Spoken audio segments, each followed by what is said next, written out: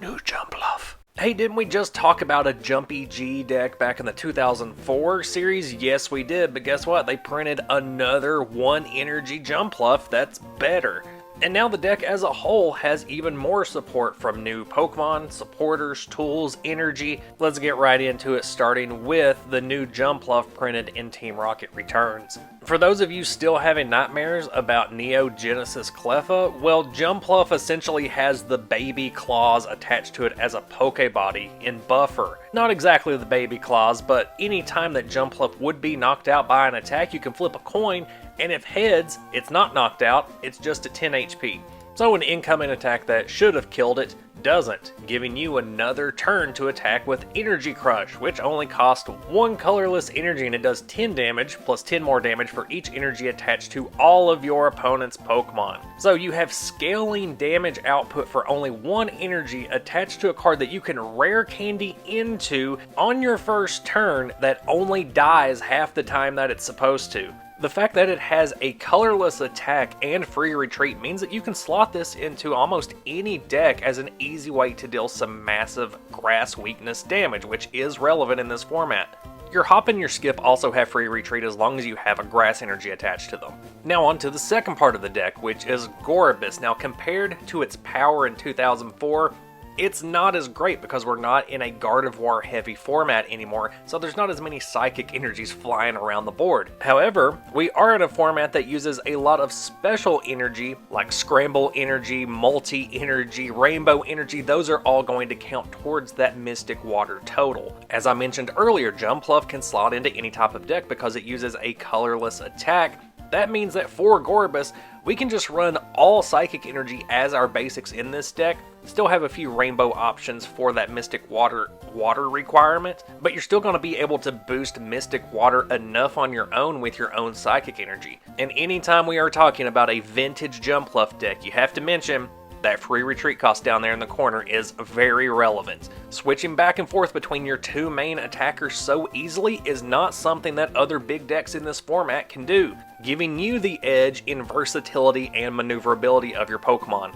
You've got your 2 main attackers here. They're going to be swapping back and forth, hopefully depriving your opponent of taking some prizes, but also dealing massive damage and punishing your opponent for playing lots of energy, while you, on the other hand, aren't playing all that much energy. The low-costed attacks are going to let you get damage in early, even though it may not be massive, but as you move into the mid and the late game, if you take a look at all these other 2005 decks, they want to dump energy onto the field, and you're going to be there to slap them for it. And while we're talking about versatility, we got one of the best utility cards ever printed. We're running a 2-1-2 line of Pidgeot.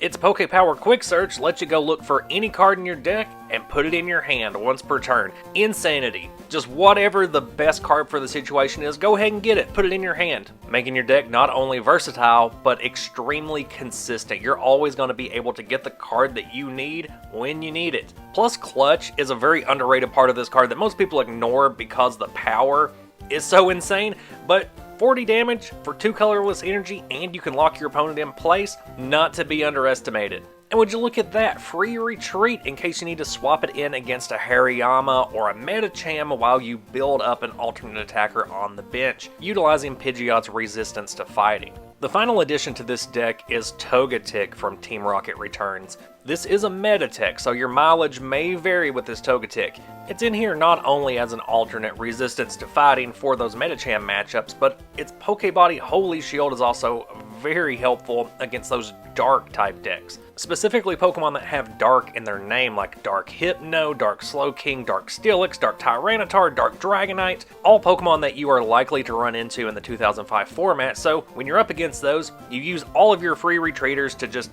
go to the bench, get your Togetic into the active position, and they can't do anything to you. Then your opponent's going to have to rely on their non-dark titled Pokemon in their deck, meaning that they're going to have to put more energy into those Pokemon, power them up, get them into the active position before they can do anything to Togetic.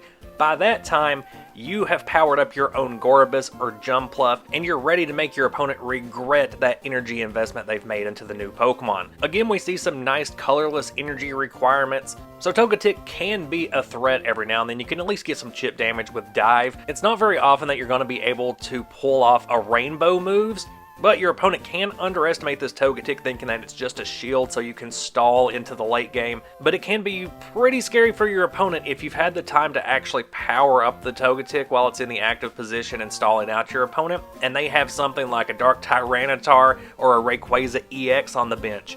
Here's what we're looking at with the sample deck list. We have 3 copies of Dunsparce.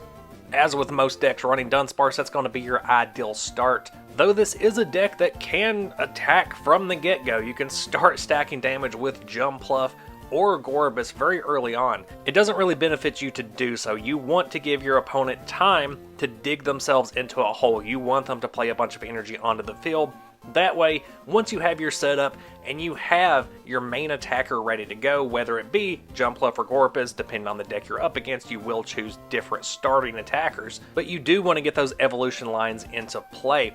As fast as you can get into a Jumpluff, yeah, that's great, but you really only need 1 energy on it. So on those other turns, you're going to be putting energy onto different Pokemon, setting up in tandem with your opponent. But the benefit you're going to have with Jumpy G is that your setup is going to be simpler, it's going to be faster, and it's going to be more efficient because of all the free retreaters and with the help of Pidgeot. By the time they've set up their main attacker, you've already attacked into them at least once and have been setting up alternate attackers on your bench. Depending on your matchup, you may already have counters in place on your bench too, like a Togetic. Dunsparce is going to be your ideal starter, but it's not the end of the world if you have to start with a Togepi or a Clamperl. Since you do have a lot of draw and search power in this deck, you can evolve up into Pokemon, get them out of the active position, and power up your attackers fairly easy because of those low energy costs. We've got the 3-2-3 line of Jumpluff. Generally, you've got the time to evolve from Hop to Skip to Jump,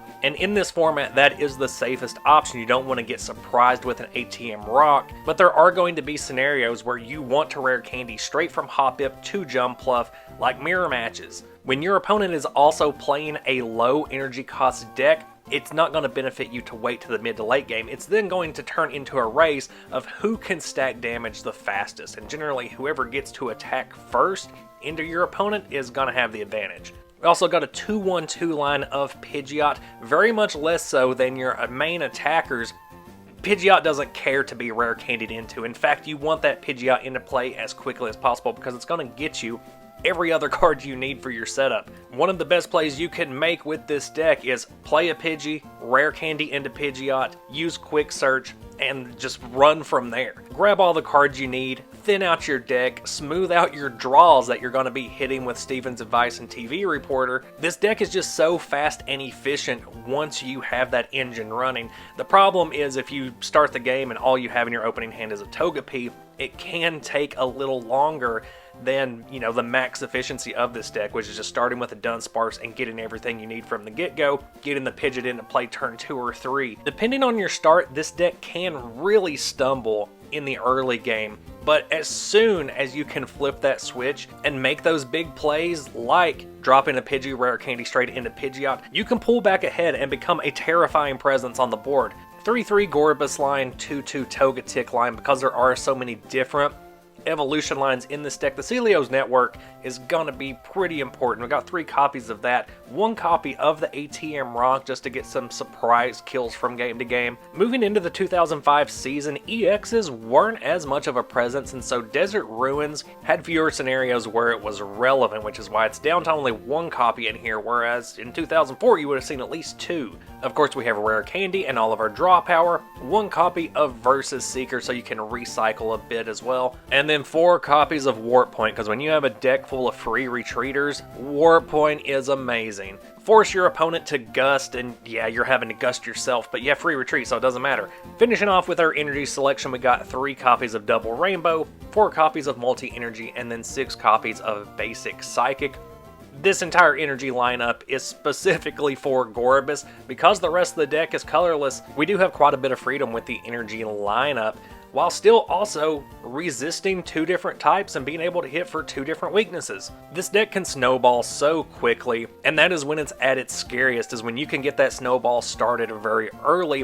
Where the deck falls down, as I mentioned earlier, is when you have to add a couple of extra turns just to get that snowball started, giving your opponent ample time to get their own setup. This type of deck, more than others, highly depends on your opening hand. Sometimes you can draw your way out of it, sometimes you can't. As much as I've talked about the efficiency and versatility of this deck, the consistency can vary wildly depending on how you draw that opening hand, which I believe is the main reason that held this deck back from seeing more play. I hope you've enjoyed this little haymaker of a deck for the 2005 format. If you're interested in seeing more vintage decks, check out my channel. I got a ton of it on there. Doing all the YouTube stuff also goes a long way in supporting the channel, so thank you if you have commented or liked, or if you've shared with someone else, even better. Thank you so much for giving me a watch, and I'll see you on the next one.